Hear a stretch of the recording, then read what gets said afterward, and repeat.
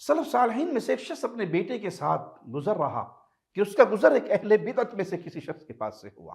اس بدعتی نے ان سے بات کرنا چاہی تو یہ اپنے بیٹے سے کہنے لگے اپنے کانوں میں انگلیاں ڈال لو۔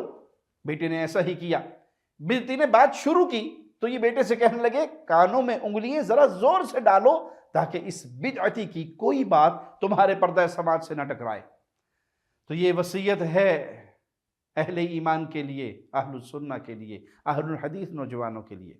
آج ہمارے نوجوان جن کے پاس علم نہیں، موبائل ہے، انٹرنیٹ ہے، یوٹیوب، فیس بک پر جس کو چاہتے ہیں سنتے ہیں، اہل بدعت کی مجالس میں بیٹھتے ہیں، اہل بدعت کی تعریفیں سنتے ہیں، اہل بدعت کے ساتھ میل جول رکھتے ہیں۔